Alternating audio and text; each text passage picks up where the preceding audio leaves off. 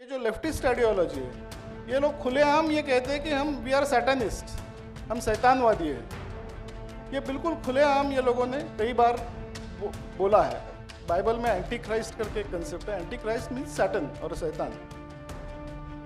और बाइबल में ऐसा लिखा है कि anti Christ was the son of war, में एक वेश्या का वो लड़का था।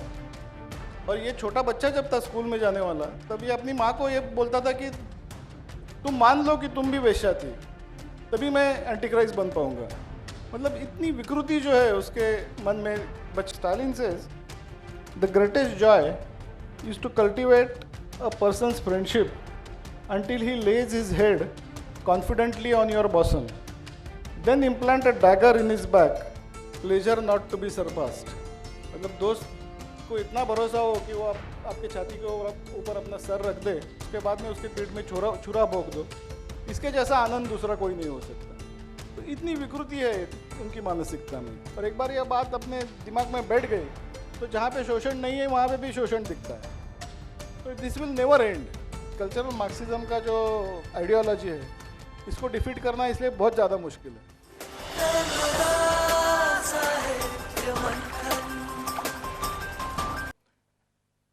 भारत में वामपंथ का अभिशाप। अब वामपंथ शब्द सुनकर हम में से जो अधिक उम्र के लोग हैं, जो सीनियर सिटीजन है या 50-55 से ऊपर के हैं, वो सामान्य तौर पर उनका संदर्भ इस बात से आता है कि वामपंथ है ने कम्युनिस्ट पार्टियां, उनकी सरकारें, उनके राजनीतिक दल, ट्रेड यूनियन, मजदूरों की ट्रेड यूनियन इत्यादि इत्यादि। परंतु अभी हम 2024 में बैठे हैं और वामपंथ के एक विचार के रूप में शुरुआत होके 150 से अधिक वर्ष बीत चुके हैं। इन 150 वर्ष में इतने अधिक परिवर्तन हुए उसमें कि आज युवा पीढ़ी को पूछो तो वामपंथ इस नाउन के साथ उनको कोई बहुत ज़्यादा जानकारी नहीं है। पर किसी भी युवा को, यहाँ पे विद्यार्थी बैठे हैं, विश्वविद्यालय के विद्यार्थी बैठे हैं, किसी को वोकिज्म के बारे में पूछो, फेमिनिज्म के बारे में पूछो, या डीकंस्ट्रक्शन थ्योरीज के बारे में पूछो, पोस्ट मॉडर्निज्म के बारे में पूछो, तो बहुत सारे विद्यार्थी बताने लग जाएंगे। इसलिए वामपंथ की ये सारी यात्रा है और उसने सारे विश्व के समाज पर जो भी दुष्परिणाम डाला है उसके बारे में माननीय अभिजीत जी ने एक बहुत सुंदर पुस्तक मराठी में लिखी, जैसा कि परिचय में बताया गया। उसका हिंदी अनुवाद भी हमारे इंदौर के ही अमोल दामले जी ने किया है, जो शीघ्र ही प्रकाशित होने वाली है। और हिंदी में उसका शीर्षक है दुनिया को खोखला कर रही वामपंथी दीमक, जो इस मराठी पुस्तक का अनुवाद है। अंग्रेजी पुस्तक भी गरुड़ा प्रकाशन से आपने स्वयं ने अंग्रेजी अनुवाद किया है, वो भी शीघ्र प्रकाशित होने वाली है। इस पुस्तक की विशेष बात यह है कि पुस्तक छपे केवल 5 महीने हुए हैं और 5 महीनों में इसके 5 एडिशंस, 5 संस्करण निकल चुके। इतनी लोकप्रिय पुस्तक। वास्तव में ये विषय अब ऐसा नहीं रहा कि बिल्कुल स्ट्रेट फॉरवर्ड जैसा हम बचपन में सुनते थे। जैसे सामने अनेक ऐसे लोग बैठे, हम इंदौर के लोग बैठे, बचपन में अपन ने हुमीदा जी की सभाएं सुनी है, कम्युनिस्ट पार्टी का सब कुछ पढ़ा है, सुना है, वैसा अब कुछ रहा नहीं है। और ये अभिशाप ने किस प्रकार का रूप पिछले 100 वर्षों में लिया है पूरी दुनिया में, उसके बारे में अभिजीत जी से हम बातचीत करेंगे। और इसलिए मैं पहला प्रश्न आपसे पूछना चाहता हूं कि आपके मन में यह विचार कैसे आया और इस प्रकार उसको अभिशाप आप क्यों कह रहे हैं? वामपंथ एक सुव्यवस्थित, सुस्थापित राजनीतिक विचारधारा रही जिसने दुनिया के 1/3 से ज़्यादा भूभाग में लगभग 100 वर्ष तक अपना वर्चस्व दिखाया। उसके बावजूद भी वो अभिशाप आज की तारीख में सब जगह मानी जा रही है। तो ये कैसे लगा आपको? हमारे दुनिया में कई ऐसी टोटलिटेरियन पावर्स जिसे हम बोलते हैं, निरंकुशतावादी शक्तियाँ, कुछ ऐसी शक्तियाँ हैं कि जो ये चाहती हैं कि पूरी दुनिया के ऊपर हमारा वर्चस्व हो। पूरी दुनिया हमारे वर्चस्व के नीचे काम करे, हमारा उसके ऊपर सब कंट्रोल चले। और इसमें से एक शक्ति ऐसी है कि जो हमारे संस्कृति के ऊपर आक्रमण करती है। उनका अटैक होता है, वो कल्चरल अटैक होता है। They want to destroy the cultures, all the ancient cultures of the world. उसमें से सभी कल्चर्स आज तक खत्म हो गए। इजिप्शियन कल्चर खत्म हो गया, मेसोपोटामियन खत्म हो गया, माया, इनका सब खत्म हो गए। एक ही प्राचीन कल्चर अभी बाकी है और बहुत वाइब्रेंट है, that is Hinduism, Hindu culture, because we simply refuse to die.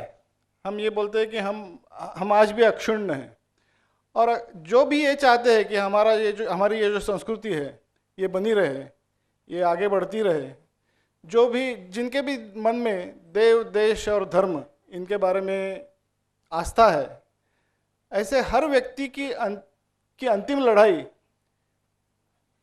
इसी शक्ति के साथ होने वाली है जिसका मुख्य लक्ष्य है संस्कृति का विध्वंस, और ये शक्ति है वामपंथ। और इसीलिए मैं ये कहता हूँ कि ये बहुत खतरनाक है, पूरे विश्व के लिए खतरनाक है, और हमारे भारत के लिए तो बहुत ही खतरनाक है, क्योंकि हमारी सभ्यता का आधार है संस्कृति। We are a civilizational state, ऐसा हम बोलते हैं। तो somebody who wants to attack culture, somebody who wants to attack civilization is very very dangerous for our society. तो इसीलिए मैं ये कहता हूँ, और कई लोग ऐसा मानते हैं कि ये सबसे बड़ी समस्या है आज दुनिया के सामने, और इनका सामना करना बहुत आवश्यक है। कि आपने जो बताया उससे ऐसा लगता है कि यह विचार बहुत अतिवादी है। तो प्रश्न ये उठता है कि कोई भी विचार इतना अतिवादी हो सकता है क्या? उसका मैनिफेस्टेशन हमको अलग अलग रूप में दिखता है। सारी दुनिया ने पिछले 100 साल में देखा है।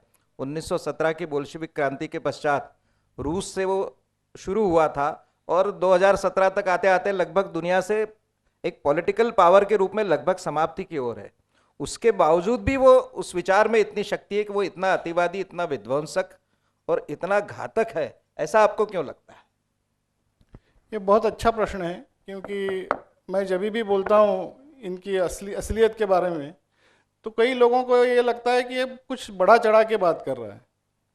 तो मैं आपको थोड़ा संक्षेप में बताना चाहूँगा कि ये विचार है क्या। वामपंथी विचार को अगर हम बिल्कुल संक्षेप में अगर बताना चाहें तो हम कैसे उसका वर्णन कर सकते हैं। तो इनका एक ही मकसद है कि समाज को विभाजित किया जाए दो गुटों में। एक को हम बोले कि ये शोषक है, दे आर द ऑपरेसर्स, दूसरे को बोलेंगे ये शोषित है, ये ऑपरेस्ड है। और शोषक और शोषित इनके बीच में हमेशा संघर्ष भड़कता रहे। मतलब ये शोषण कम हो या ख़त्म हो, ये उनका टारगेट नहीं है। उनका टारगेट है कि ये संघर्ष हमेशा भड़कता रहे, ये संघर्ष में से अराजकता फैले, अराजकता में से हिंसा निकल के आए, और हिंसा से पूरी मानवीय सभ्यता जो है उसका विध्वंस हो। और ये ऐसा मानते हैं कि हजारों सालों से चलती आई जो मानवीय सभ्यता है उसे हम पूरी तरह से नष्ट कर देंगे, ध्वस्त कर देंगे, और वो फिर क्लीन स्लेट के ऊपर हम एक नया मानव और एक नई सभ्यता का निर्माण करेंगे। लेकिन ऐसी सभ्यता निर्माण करने की क्षमता आज तक उन्होंने कभी भी दिखाई नहीं है, और इसके आगे भी वो ऐसी कुछ क्षमता दिखाएंगे ऐसा मानने के लिए हमारे पास कोई प्रमाण नहीं है। इसके लिए मैं आपको थोड़ा सा समझाने वाला हूँ कि ये विचारधारा के पीछे मानसिकता क्या है। क्योंकि हम जब तक ये मानसिकता नहीं समझेंगे तब तक हम ये समझ नहीं पाएंगे कि ये लोग ऐसा बिहेव क्यों करते हैं। इसका ये कारण है कि उनकी मानसिकता जो है ये बहुत विध्वंसक है। तो मैं आपको बताता हूँ कि हमारी संस्कृति में हम मानते हैं कि देव और असुर दो शक्तियाँ होती हैं। देव जो होते हैं वो दुनिया में जो भी पवित्र मंगल चीज़ जो है उनका प्रतिनिधित्व करते हैं, और असुर ये विध्वंसक और हिंसा का प्रतिनिधित्व करते हैं। तो इसी तरह क्रिश्चियन थियोलॉजी में, बिकॉज ये लेफ्टिस्ट आइडियोलॉजी जो है, वामपंथी विचार जो है, ये क्रिश्चियन मतलब वेस्टर्न कंट्रीज में इसका उदय हुआ है। तो हम इसका मूल क्रिश्चियन थियोलॉजी में मिलता है। तो क्रिश्चियन थियोलॉजी में गॉड एंड सैटन, ये देव और शैतान, ऐसे दो पक्ष माने गए हैं। और उनका भी यही कहना है कि सैटन जो है ये उसको दुनिया में पूरा विध्वंस करना है, उसको कोई भी अच्छी चीज़ उससे देखी नहीं जाती, और इसीलिए वो भगवान का या देवों का, गॉड का विरोधक है। ये जो लेफ्टिस्ट आइडियोलॉजी है, ये लोग खुलेआम ये कहते हैं कि वी आर सैटनिस्ट, हम शैतानवादी हैं। ये बिल्कुल खुलेआम ये लोगों ने कई बार बोला है। बाकुनिन लिखता है, in this revolution we will have to awaken the devil in the people to stir up the basest passions. Our mission is to destroy, not edify. The passion of destruction is a creative passion.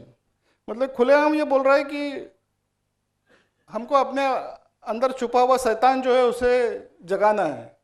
ये Bakunin ने खुद ने लिख के रखा है. दूसरा एक बुखारिन करके कम्युनिस्ट था. बुखारिन कम्युनिस्ट पार्टी ऑफ रशिया का सेक्रेटरी भी रह चुका था और बहुत सीनियर लीडर था. वो बचपन में वो ये चाहता था कि वो एंटी क्राइस्ट बने. बाइबल में एंटी क्राइस्ट करके एक कंसेप्ट है. एंटी क्राइस्ट मीन्स सैटन और शैतान. और बाइबल में ऐसा लिखा है कि anti Christ was the son of a war. में एक वेश्या का वो लड़का था. और ये छोटा बच्चा जब था स्कूल में जाने वाला, तब ये अपनी माँ को ये बोलता था कि तुम मान लो कि तुम भी वेश्या थी, तभी मैं एंटी क्राइस्ट बन पाऊंगा. मतलब इतनी विकृति जो है उसके मन में बचपन से भरी हुई थी. लेनिन कहता है we must hate. Hatred is the basis of communism. Children must be taught to hate their parents if they are not communist. मतलब अगर माँ बाप कम्युनिस्ट ना हो तो उनके बच्चों ने उनका द्वेष करना चाहिए. ये लेनिन कहता है, जो is a big ideologue of communism.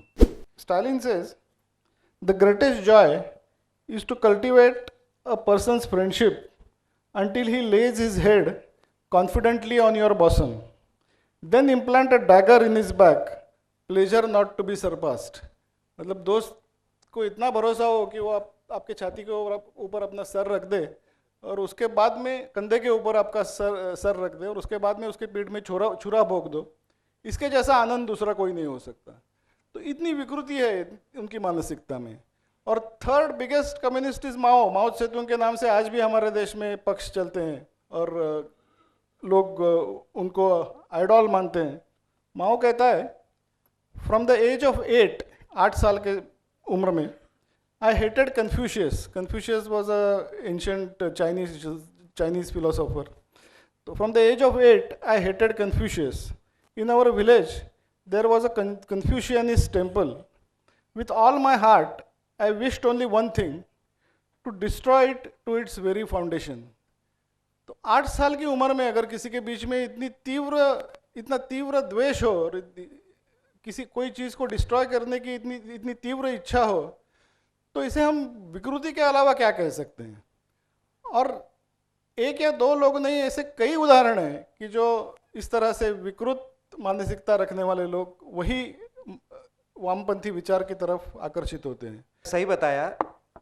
परंतु एक प्रश्न फिर भी मन में उठता है कि इतनी विकृति किसी की प्रवृत्ति में हो, किसी के विचार में हो और उससे हजारों लाखों लोग प्रेरित होकर इस प्रकार का घृणित कार्य करने के लिए प्रवृत्त हो, पर उसके लिए कोई एक शक्तिपुंज लगता है, कोई स्टेट लगता है, स्टेट पावर लगती है उसके लिए. तो हम देखते हैं कि 90 के दशक में सोवियत संघ तो टूट गया.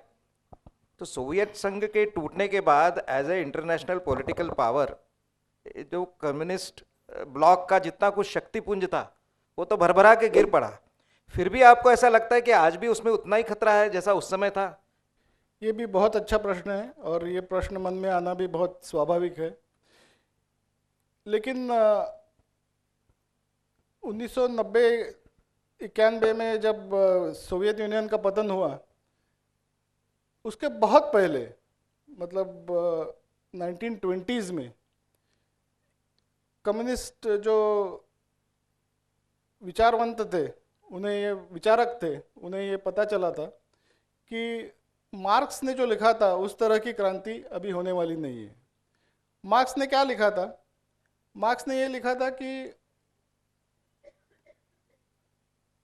उसका ये मानना था कि जो संघर्ष का बिंदु है वो संघर्ष का बिंदु आर्थिक आधार पर होगा. मतलब कैपिटलिस्ट वर्सेस वर्क लेबर और रईस लोग वर्सेस गरीब लोग, इस तरह का संघर्ष समाज में होगा. और इस शोषण के विरुद्ध दुनिया के सब वर्कर्स या कामगार जो है वो एक होके क्रांति करेंगे और एक क्रांति वायलेंट क्रांति होगी जो through the barrel of a gun ये क्रांति निकलेगी और इसमें बहुत सारा रक्तपात होगा. ऐसा मार्क्स ने लिख के रखा था, ऐसा उसका भविष्य था. और उसने ये कहा था कि ये जो क्रांति है कामगारों की, ये क्रांति होगी जहाँ पे औद्योगिकरण सबसे ज़्यादा हुआ है उन देशों में, मतलब उस वक्त ऐसे देश थे इंग्लैंड और जर्मनी। तो उसने कहा कि ये क्रांति इंग्लैंड और जर्मनी में होगी, लेकिन एक्चुअली क्या हुआ कि इंग्लैंड और जर्मनी के वर्कर्स ने कम्युनिज्म के तरफ बिल्कुल देखा भी नहीं। वो अपने देश के लिए दोनों जो महायुद्ध हुए, पहला महायुद्ध और दूसरा महायुद्ध, उसमें वो अपने देश के लिए लड़े, उन्होंने अपनी जान भी दे दी देश के लिए। तो बहुत देश प्रेम उनमें बहुत जागरूक था। और कम्युनिज्म का एक प्रिंसिपल है कि वो देश प्रेम को बहुत हेट करते हैं, बिकॉज जैसे मैंने बताया कि उनका ये उद्दिष्ट है कि पूरी दुनिया को एक उनके शिकंजे में, उनके कब्जे में पूरी दुनिया आनी चाहिए, और इसलिए अलग अलग देशों का जो अस्तित्व है वो ख़त्म होना चाहिए। इसलिए वो देश प्रेम के लिए पैट्रियोटिज्म को बहुत ज़्यादा हेट करते हैं। तो ये जब इसके विपरीत सब बातें हुई और पश्चिम यूरोप के लोगों ने कम्युनिज्म की तरफ पूरी तरह से पीठ कर दी, तो बहुत कन्फ्यूजन आ गया उनमें कि ऐसा क्यों हो रहा है, मतलब why the oppressed people of Western Europe or of the Western world are not turning towards communism. तो एक इटालियन कम्युनिस्ट पार्टी का चीफ था, अध्यक्ष था एंटोनियो ग्राम्स्की, उसने और एक जर्मनी में फ्रैंकफर्ट यूनिवर्सिटी में एक विद्वानों का गुट था जिसे फ्रैंकफर्ट स्कूल करके उस नाम से जाना जाता है। तो ये लोगों ने एक ऐसा सिद्धांत रखा कि ये लोग वेस्टर्न कल्चर जो है, वेस्टर्न सिविलाइजेशन जो है, पाश्चिमात्य सभ्यता जो है, पश्चिमी सभ्यता जो है, ये सभ्यता को ये अपनी सभ्यता मानते हैं, ये कल्चर को ये अपना कल्चर मानते हैं। हालांकि वो उनके शोषण के लिए निर्माण किया गया है, बट ये उन्हें समझता नहीं है, और वो सभ्यता को अपनी खुद की सभ्यता मानते हैं, उससे जुड़े रहते हैं, और इसलिए ये कभी कम्युनिज्म की तरफ मुड़ते नहीं हैं। तो इन्हें कम्युनिज्म की तरफ खींचने के लिए क्या करना चाहिए, तो ये कल्चर को हमको डिस्ट्रॉय करना चाहिए। तभी वेस्टर्न कल्चर की बात करते हैं, but actually they were targeting all the democratic nations, that's why India is also targeted. तो ये हमने हमेशा ध्यान में रखना चाहिए। तो they said that we will destroy western civilization, और ये हम कैसे करेंगे, तो दे सेड कि कई इंस्टीट्यूशंस है कि जो इंस्टीट्यूशंस में से वेस्टर्न सिविलाइजेशन को अपनी शक्ति मिलती है। तो ये जो इंस्टीट्यूशंस है, ये इंस्टीट्यूशंस को हम डिस्ट्रॉय करेंगे, और उस जरिए हम वेस्टर्न सिविलाइजेशन को डिस्ट्रॉय करेंगे। और हम कैसे डिस्ट्रॉय करेंगे, तो कौन सी इंस्टीट्यूशंस है, कौन सी इंस्टीट्यूशंस को हम अटैक करेंगे, कहाँ से वेस्टर्न सिविलाइजेशन को अपनी शक्ति मिलती है। तो पहली इंस्टीट्यूशन है फैमिली, तो फैमिली को हम ख़त्म करेंगे। दूसरी इंस्टीट्यूशन है रिलीजन, तो हम रिलीजन को ख़त्म करेंगे। तीसरी इंस्टीट्यूशन है एजुकेशन, उसको हम ख़त्म करेंगे। चौथी इंस्टीट्यूशन है पैट्रियोटिज्म, उसको हम ख़त्म करेंगे। पांचवी इंस्टीट्यूशन है डेमोक्रेसी, उसको हम ख़त्म करेंगे। ऐसा करके उन्होंने they made a list of institutions that give strength to western civilization, और उन्होंने बोला कि इसे हम डिस्ट्रॉय करेंगे। इसे हम कैसे डिस्ट्रॉय करेंगे, not like through the barrel of gun. ये रक्तरंजित क्रांति नहीं होगी, ये क्रांति होगी एक दीमक की तरह। हम ये इंस्टीट्यूशंस में एंट्री करेंगे, हम इसके अंदर घुस जाएंगे, और धीरे धीरे इसको खोखला बनाते जाएंगे, और एक दिन ये पूरी तरह से खोखला बन जाएंगी, तो ये कोलैप्स हो जाएगी, और इस तरह से पूरा वेस्टर्न सिविलाइजेशन खत्म हो जाएगा, and then communist will rule this world. इसे उन्होंने नाम दिया long march through the institutions. तो ये उन्होंने 1920 के दशक में ये सब उन्होंने लिख के रखा है। ये सबसे इंटरेस्टिंग बात है कि ये उन्होंने लिख के रखा है कि हम कैसे करने वाले हैं, हम फैमिली को कैसे ख़त्म करेंगे, हम एजुकेशन को कैसे ख़त्म करेंगे। और बिल्कुल उसी तरह, आप भरोसा नहीं करेंगे लेकिन आप पढ़ेंगे तो आपको ध्यान में आएगा, बिल्कुल उसी तरह बातें हुई है। अभिजीत जी, आपने जो उदाहरण दिए ये सब वो यूरोपियन देशों के थे, परंतु आपकी पुस्तक का शीर्षक भी वैश्विक संदर्भ का ही है, पर प्रश्न मन में ये उठता है कि अपने देश को ये किस प्रकार प्रभावित कर रहे हैं, अपने देश पे किस प्रकार दुष्परिणाम डाल रहे हैं, ये थोड़ा सा आप बताइए। भारत को इससे क्या? The strength of any civilization is family. Family में जो संस्कार होते हैं, फैमिली में जो प्रोटेक्शन मिलता है, उसकी वजह से लोगों का दिमाग जगह पर रहता है और इसीलिए लोग फिर कोई नियम पालते हैं, कोई संस्कार पालते हैं। तो अगर फैमिली ख़त्म किया जाए तो सिविलाइजेशन विल कोलैप्स। और फैमिली को ख़त्म करने के लिए उन्होंने फ्रैंकफर्ट स्कूल ने कुछ 11 स्टेप्स लिख के रखे थे 1920 में, और 1963 में भी एक another document is there which talks about 45 ways to destroy America. और उन्होंने उसमें जो लिखा था बिल्कुल उसी तरह उन्होंने ये इम्प्लीमेंट किया। फैमिली को उन्होंने कैसे ख़त्म किया? उन्होंने लिखा था कि हम इसको 4 प्रकार से ख़त्म करेंगे। पहली बात है एक्सट्रीम इंडिविजुअलिज्म, मतलब व्यक्तिवाद। व्यक्तिवाद को हम इतना बढ़ावा देंगे कि लोगों को फैमिली में रहने की ज़रूरत ही महसूस नहीं होगी। और उसकी वजह से क्या होता है कि आज बूढ़े माँ बाप अपने बेटों के साथ नहीं रहते, बच्चे जवान होने के बाद अपने माँ बाप के साथ नहीं रहते, तो घर के टुकड़े होने शुरू हो गए वेस्टर्न सिविलाइजेशन में। और सबसे अहम बात है कि even the capitalist also wanted the same thing, क्योंकि जितने घर ज़्यादा बनेंगे उतना इन्वेस्टमेंट ज़्यादा होगा, उतने टीवीज़ ज़्यादा लगेंगे, उतने वॉशिंग मशीन ज़्यादा लगेंगे। तो इवन द भांडवलवादी लोग जो थे, पूंजीवादी जो लोग थे, उनको भी बहुत अच्छा लगा। तो उनका एकमत हो गया, leftist and rightist both agreed on this. तो एक्सट्रीम इंडिविजुअलिज्म। दूसरा था परवर्टेड फेमिनिज्म। अभी feminism is a good thing fundamentally, because महिलाओं को सब अधिकार मिलने चाहिए, तो सही बात है। और अमेरिका में उनको पहले वोटिंग का भी राइट नहीं था। तो फेमिनिज्म मूवमेंट शुरू हुआ to get voting rights, and which was a absolutely justified demand. But उसके बाद में उसमें कम्युनिस्ट लोगों ने जंप मार के उसको पूरी तरह परवर्ट कर दिया, और इस तरह उसको प्रोजेक्ट किया, विकृत कर दिया। ऐसा प्रोजेक्ट किया कि man and woman are enemies of each other. वो हमेशा एक दूसरे के शत्रु की तरह देखना चाहिए, एक दूसरे से हमेशा झगड़ते रहना चाहिए। तो एक नया संघर्ष बिंदु तैयार किया। जैसा पहले था गरीब, रिच वर्सेस पुअर, अभी मैन वर्सेस वुमन। जैसा मैंने बोला कि उन्होंने ये डिसाइड किया कि ये कल्चरल वॉर है, हम कल्चर ख़त्म करेंगे, वेस्टर्न कल्चर को हम ख़त्म करेंगे, वेस्टर्न सिविलाइजेशन को ख़त्म करेंगे। तो पहले जो एक ही संघर्ष बिंदु था, रिच वर्सेस पुअर या कैपिटलिस्ट वर्सेस लेबर, उसके जगह में उन्होंने कई सारे संघर्ष बिंदु पैदा किए। एक जैसे मैंने बोला कि मैन वर्सेस वुमन, फिर एक रेस, ये उन्होंने पॉइंट लिया। क्रिटिकल थ्योरी नाम का एक बहुत विस्तार से मैंने लिखा है कि वो क्रिटिकल थ्योरी क्या है। उसमें बोलते हैं कि race is one point of conflict, वंशवाद। मतलब गोरे, अमेरिका में अब देखा जाए तो गोरे बनाम काले, भारत में देखा जाए तो उच्च वर्णीय वर्सेस दलित, इनमें हमेशा संघर्ष भड़कते रहना चाहिए।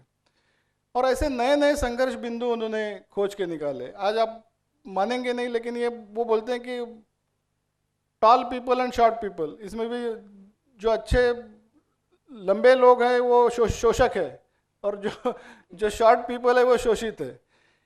हमें इसकी हंसी आती है, बट ये बहुत सीरियसली वहाँ पे ये सब डिस्कस किया जाता है। और तो फैमिली को ख़त्म करने के लिए जो मैंने 2 बातें बताई है कि individualism and perverted feminism. Third was sexual revolution. Sex को हम बहुत बढ़ावा देंगे, ये उन्होंने 1920 में ही लिख के रखा है। और बिल्कुल उसी तरह आज हम देखते हैं कि वेस्टर्न सिविलाइजेशन में sexuality has really gone out of hands, और उसकी वजह से भी फैमिली का डिस्ट्रक्शन हुआ है। और चौथी एक चीज़ है जिसका वो इस्तेमाल कर रहे हैं फैमिली को ख़त्म करने के लिए, वो बहुत ख़तरनाक है। और इस थोड़ा सा मैं आपको 2 मिनट लेके उसके बारे में बताना चाहता हूँ। वो है ट्रांसजेंडरिज्म। जैसा हम जानते हैं कि स्त्री और पुरुष ये they are distinct biological identities, मतलब ये जीवशास्त्रीय दृष्टिकोण से ये 2 अलग अलग एंटिटीज़ हैं, स्त्री और पुरुष। इसमें तो कोई 2 राय होने की ज़रूरत नहीं। लेकिन ये लोगों ने ऐसा एक थ्योरी रखा है, या एक सिद्धांत रखा है कि मैन एंड वुमन और male and female are not distinct biological binaries. वो बोलते हैं कि जेंडर जो होता है, gender is not a biological reality but it is a cultural construct. मतलब आपका जब जन्म होता है तब आपके माँ बाप और आपका समाज आपको ये जेंडर देता है, आपके ऊपर थोपता है। और आप सुनिए, ये बहुत खतरनाक बात है। और मुझे जो जेंडर दिया गया है वो मुझे सचमुच चाहिए कि नहीं, ये मुझे 3 या 4 साल के उम्र में ही पता चल जाता है, ये उनका सिद्धांत कहता है। और इसलिए अभी उन्होंने प्री प्राइमरी स्कूल में ही ये ट्रांसजेंडरिज्म का एजुकेशन देना शुरू किया है अमेरिका में। और ये बहुत खतरनाक है कि उनको पूछा जाता है कि तू लड़की है लेकिन तुझे सचमुच लड़की होना है, तो देखो अगर लड़का बनना है तो तू बन सकती है, ये उनको सिखाया जाता है। और आगे सुनिए, 10 या 12 साल की लड़की को अगर ऐसा लगता है कि नहीं मुझे लड़का बनना है, तो वो हार्मोन्स के इंजेक्शन देके और सेक्स चेंज ऑपरेशन करके उसका सेक्स बदल दिया जाता है। और ये ऑपरेशन करने के लिए और ये ट्रीटमेंट के लेने के लिए उसको माँ बाप के परमिशन की ज़रूरत नहीं होती है। और इसमें अगर माँ बाप ऑब्जेक्शन ले तो उनके खिलाफ कार्रवाई हो सकती है, कानूनी कार्रवाई हो सकती है। ये सब वो क्यों कर पाते हैं? मतलब it is obviously so stupid. ये हम कोई भी बोलेगा कि ये कैसे चलने देते हैं वहाँ के लोग। बट उन्होंने क्या किया है कि मैंने बताया आपको कि वो यूनिवर्सिटीज़ में जाके उन्होंने पहले अपना कब्जा कर लिया और धीरे धीरे पूरा एजुकेशन फील्ड उन्होंने अपने कब्जे में ले लिया। और एक दो जो शिक्षकों को पढ़ाने वाली जो संस्थाएं होती है, जैसे बीएड कॉलेज हमारे यहाँ होता है, तो ये संस्थाएं उन्होंने अपने कब्जे में ले ली। और इन शिक्षकों ने पढ़ाई हुई जैसी पीढ़ियाँ एक के बाद एक निकलती गई अमेरिका में, 1 2 3 जनरेशन्स जब बाहर निकली तो ये विचार उनके जहन में पक्के बैठ गए। ट्रांसजेंडरिज्म का आगे सुनिए।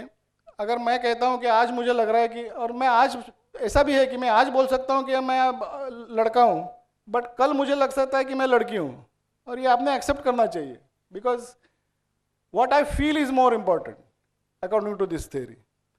तो अगर मैं कहता हूँ कि आज मुझे लगता है कि मैं लेडी हूँ, तो फॉर लेडीज टॉयलेट में जाने की भी मुझे परमिशन होनी चाहिए। लेडीज के लिए जो स्पोर्ट्स कॉम्पिटिशन्स होती है उसमें सहभागी होने का भी मुझे अधिकार होना चाहिए, जस्ट बिकॉज मुझे लगता है कि मैं लेडी हूँ और मैं औरत हूँ। तो इससे कितना बड़ा हाहाकार पैदा हुआ है पूरे वो समाज में, आप सोच सकते हैं। किसी भी तरह से हमें इन चीज़ों को हमारे समाज में आने से रोकना है। क्योंकि आपने सुना होगा कुछ महीने पहले हमारे सुप्रीम कोर्ट के मुख्य न्यायाधीश धनंजय चंद्रचूड़ ने ऐसा बोला कि men and women are not distinct biological binaries.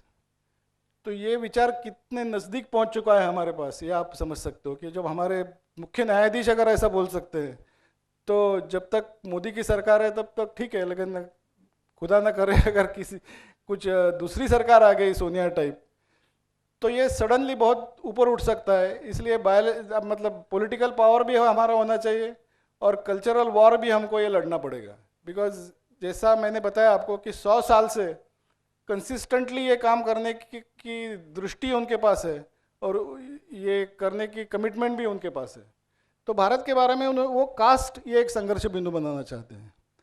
और आज एक सेशन में किसी ने बोला भी कि IITians are representing India and the whole world is appreciating the people of India because of IIT. तो IIT एक हमारा शक्ति स्थान है। तो इन्होंने ऐसा भी एक नैरेटिव शुरू किया है कि IITs are the factories of brahminical privilege. America में ऐसा प्रचार हो रहा है कि ये लोग सक्सेसफुल होते हैं because they have got brahminical privilege. Because इनका ये मानना है कि success comes only because of privilege, and जो शोषित लोग हैं वो कभी भी सक्सेसफुल नहीं हो सकते। उनके मन में ये विक्टिमहुड मेंटालिटी पैदा करते हैं। तो आधे लोगों के दिमाग में गिल्ट पैदा करते हैं, आधे लोगों के दिमाग में विक्टिमहुड मेंटालिटी पैदा करते हैं। और ये बोल रहे हैं कि IITs are the factories of Brahmanical privilege. तो that is why they are now saying कि all the companies in the United States should be audited to find out how many Indians have been selected or recruited, how many of them are Brahmins, how many of them are Kshatriyas, how many of them are Dalits. तो caste के आधार पर वो पूरा ये audit करना चाहते हैं। भारत के बारे में वो ये बोल रहे हैं कि भारत की पहचान सिर्फ कास्टिज्म, ये भारत की पहचान है, या अस्पृश्यता ये भारत की पहचान है। तो हर एक कंट्री के इतिहास में कोई ना कोई गलतियां तो होती है, लेकिन वो गलती ही वो देश की पहचान है, ऐसा बोलना ये केवल इसीलिए किया जाता है कि वो देश को डिमोरलाइज करना है, वो देश को डिस्ट्रॉय करना है, और ये इस तरह पूरी दुनिया को डिस्ट्रॉय करके वहाँ पे अपना राज प्रस्थापित करना है। तो ये दीमक की तरह है जो धीरे धीरे लोगों के दिमाग में गलत चीज़ें भरते जाना, हर रोज़ एक एक बूंद जहर देते जाना, इस तरह से ये जो काम चल रहा है, इसका टारगेट अभी भारत है। जैसे मैंने बताया कि ये सब चीज़ें अभी भारत के खिलाफ चल रही है, और जो अमेरिका में होता है उसकी कॉपी हम करते हैं। तो अमेरिकन यूनिवर्सिटीज़ जिस तरह इसमें शामिल हो रही है, उसी तरह कोई यूनिवर्सिटीज़ अभी भारत में भी शुरू हुई है, जैसे अशोका यूनिवर्सिटी करके एक है, और भी कोई विद्यापीठ बन रहे हैं। और अभी ऐसा बोला जा रहा है कि फॉरेन यूनिवर्सिटीज़ को हम यहाँ कैंपस खोलने की भी परमिशन देने वाले हैं। तो ये बहुत खतरनाक हो सकता है कि हमारे सभी यूनिवर्सिटीज़ अगर उनको कॉपी करने का सोचेंगे, हमारे यंग जनरेशन भी उनके यंग जनरेशन की कॉपी करने के पीछे पड़ेगी, जो हमारा स्वभाव है। तो ये जहर कितना जल्दी फैल सकता है हमारे देश में, हम सोच सकते हैं। सबसे खतरनाक बात यह है कि ये अटैक जो होता है, ये हमारे खिलाफ ये अटैक है, ये पता चलने को ही बहुत टाइम लगता है, क्योंकि ये आकर्षक मुखौटों के पीछे से ये काम करते हैं। कौन से मुखौटे लेते हैं? सामाजिक न्याय। ये ऐसा बोलते हैं कि हम सामाजिक न्याय के लिए ये सब कर रहे हैं। ये बोलते हैं कि women's rights, environment protection, transgender rights, ये सब चीज़ों के लिए हम लड़ रहे हैं। तो ये तो सुनने में बहुत अच्छा लगता है। ये चीज़ों को विरोध करना becomes very very difficult and almost impossible. और जब पता चलता है कि अरे एक्चुअली इन मुखौटों के पीछे क्या हो रहा है, तब तक it is always very late, and then there is no time. Like America is on the brink of collapse. आप मानेंगे नहीं, लेकिन अगले कुछ सालों में अमेरिका में सिविल वॉर होने की बहुत बड़ी संभावना है। तो ये हमारे देश में नहीं होना चाहिए, इसलिए हमें जागरूक होना बहुत ज़रूरी है। क्योंकि जैसा मैंने बताया कि ये समझता ही नहीं है कि हमारे ऊपर अटैक हो रहा है। तो इसीलिए समझ लेना, इसे पहचानना, ये बहुत ज़रूरी है। उसके बाद हम शुरू करेंगे इसके खिलाफ लड़ना। जब तक आप समझ नहीं पाते, तब तो हम शुरू भी नहीं कर सकते इसके खिलाफ लड़ना। तो इसीलिए ये समझ लेना बहुत ज़रूरी है। कल्चरल मार्क्सिज्म, ये शब्द आजकल बहुत चल रहा है, तो उसके बारे में थोड़ा सा प्रकाश डालिए। जैसा मैंने बताया कि 19 ग्राम्स्की और फ्रैंकफर्ट स्कूल, इन्होंने ये पहचाना कि जब तक वेस्टर्न कल्चर को हम ख़त्म नहीं करते, तब तक हम पाश्चात्य जगत में कम्युनिज्म को प्रस्थापित नहीं कर पाएंगे। और इसीलिए उन्होंने संघर्ष का जो बिंदु था, वो आर्थिक आधार से सांस्कृतिक आधार तक वो लेके गए। यही है कल्चरल मार्क्सिज्म। तो आर्थिक आधार पर जब तक उनका प्रतिपादन था, वो था क्लासिकल मार्क्सिज्म, जो मार्क्स के विचारों पर आधारित था। लेकिन जब उन्होंने पहचाने कि अब नहीं चल रहा है, it is not working, then they shifted from economic basis to cultural basis, और that is why it is called as cultural Marxism. और इसमें संघर्ष का बिंदु इसमें एक था, इसमें अनेक है।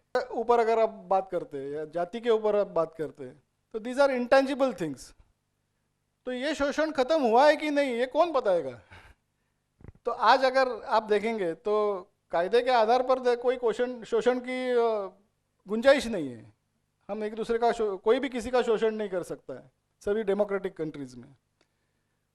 बट ये कल्चरल सब्जेक्ट है, तो इसीलिए उन्होंने एक नया कंसेप्ट निकाला है। ये जो कल्चरल मार्क्सिस्ट है, जिन्हें वोकिज्म या वोक लोग बोलते हैं, उन्होंने एक नया कंसेप्ट निकाला है कि माइक्रो एग्रेशन।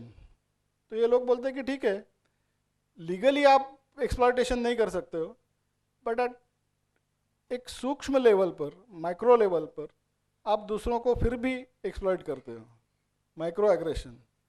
और कई लोगों के दिमाग में वो घुसा देते हैं कि आपका फिर भी कोई शोषण हो रहा है। और एक बार यह बात अपने दिमाग में बैठ गई, तो जहाँ पे शोषण नहीं है वहाँ पे भी शोषण दिखता है। तो दिस विल नेवर एंड। ये कल्चरल मार्क्सिज्म का जो आइडियोलॉजी है, इसको डिफीट करना इसलिए बहुत ज़्यादा मुश्किल है। इसी संदर्भ में पूछूंगा कि अभी सबके समझने की दृष्टि से अपने देश में जेएनयू में जो कुछ गतिविधि चलती है उसको क्या हम इसी ब्रैकेट में लेंगे? बिल्कुल इसी ब्रैकेट में लेना होगा, क्योंकि अभी आप देखेंगे कि communist now don't talk about revolution through the barrel of a gun. Communist तो अभी यही बात करते हैं कि we are fighting for feminism, we are fighting for social justice, we are fighting for environment. वो तो फ्रीडम ऑफ एक्सप्रेशन की भी बात करते हैं। Versus communist and freedom of expression, ये दो वर्ड हम एक साथ उनका उच्चारण भी नहीं कर सकते, because communism and freedom are complete antithesis of each other, एक दूसरे से बिल्कुल विभिन्न चीज़ें हैं। कम्युनिज्म में सबसे पहले कोई चीज़ खत्म होती है तो वो होती है फ्रीडम।